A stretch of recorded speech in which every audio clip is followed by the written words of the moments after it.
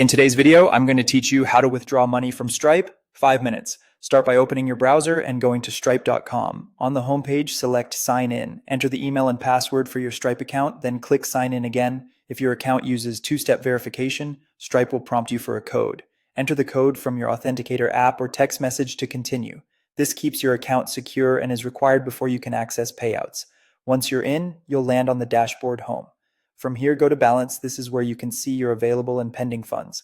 Look for the option to add a bank account. If you see Add Bank Account here, click it and follow the prompts. Depending on your region, Stripe may ask for your account number, routing or sort code, account holder type, and country. Make sure the legal name on the bank account matches what's on your Stripe account to avoid verification issues. If you don't see the bank option from Balance, you can add it through Settings. Open Settings, locate the account or business section, and go to Linked External Accounts. Choose Manage Payout Accounts, then select Add a Bank Account. You'll be brought to the same secure form to connect your bank. Stripe may use instant verification with your bank in some countries, otherwise you'll enter details manually.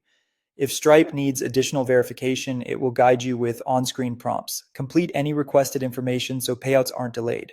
After your bank is added, set your payout schedule. You can choose automatic payouts on a daily, weekly, or monthly schedule, or switch to manual payouts if you prefer to control when funds are sent. Keep in mind that Stripe only pays out available funds, not pending ones. Card payments typically become available after your standard processing time, and your first payout may take longer while Stripe completes initial checks. Payout arrival times vary by country and bank, and weekends or holidays can add an extra day.